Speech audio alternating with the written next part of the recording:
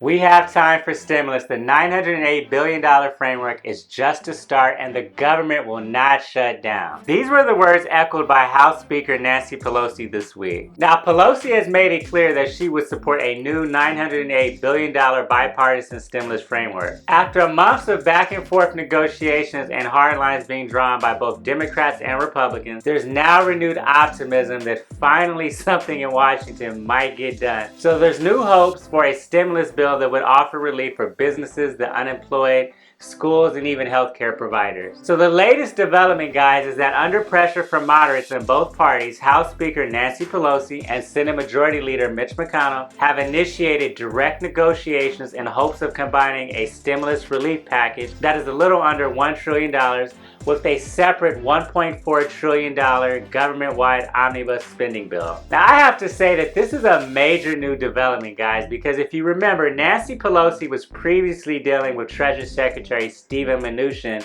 who was representing President Trump and the Republicans in the stimulus talk. Now, Mitch McConnell is the Republican Senate Majority Leader, but has been mostly absent for prior stimulus talks. So I have to say it is a good thing to see him taking a more active role and negotiating with Nancy Pelosi directly instead of having a middleman. I'm hoping with the expiration of many benefits at the end of this month that they're finally going to take this a lot more seriously and make a good faith effort to get something done for the American people. Now, nothing is guaranteed at the moment, and there are considerable differences over items such as aid to state and local governments, liability protection for business and universities, and whether to issue a second round of $1,200 direct payments to most Americans. Now, truth is, Joe, is that the politicians in Washington have been deadlocked for months over additional fiscal stimulus relief as virus case deaths have reached all-time record highs of almost 3,000 per day. I mean, this virus pandemic is raging out of control. Now, just so you guys know, the $908 billion stimulus framework being proposed at the moment does not include $1,200 stimulus checks as we saw under the CARES Act. So the bipartisan proposal, which was released this week, includes $300 in weekly federal unemployment benefits, $160 billion in state and local aid, another $288 billion for small businesses, which does include funding for the Paycheck Protection Program,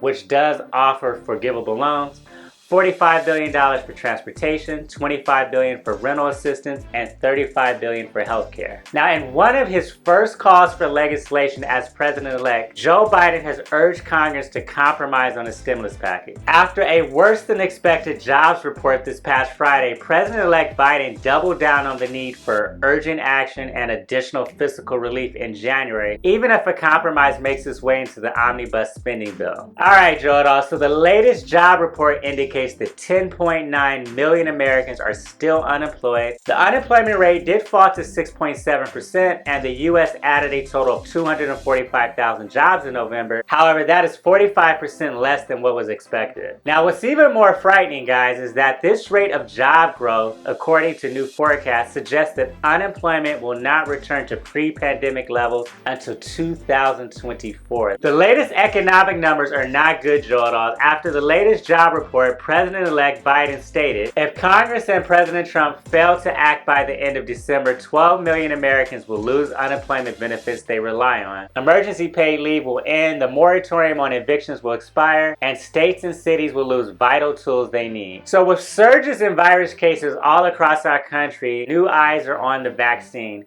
With that being said, I'm more optimistic now that any final stimulus relief bill would provide help in the form of small business loans, PPE distribution, virus testing, and hopefully direct stimulus checks. But to be honest, guys, it is unclear how much the latest job report will affect the contents of a new stimulus bill or how quickly Congress can pass it. What is clear, Joe, is that the politicians need to get something done as soon as possible. We, the American people, do not have time to waste. About 12 million people will lose unemployment benefits after Christmas if Congress fails to extend provisions passed earlier this year. 20 million people are receiving some form of unemployment insurance and protections from eviction and federal student loan payment moratoriums will expire at the end of the year if nothing is done to extend those protections. So there you guys have it, an update on stimulus negotiations and the latest job report. Please leave your feedback, and if you have any suggestions, leave them in the comment section. If you found value in this video, please be sure to tap that like button and share this video with others on social media. It goes a very long way in helping to support and grow the channel. Don't forget to subscribe and turn on that notification bell as I'm posting valuable new content every week. Thanks again for watching, and until next time.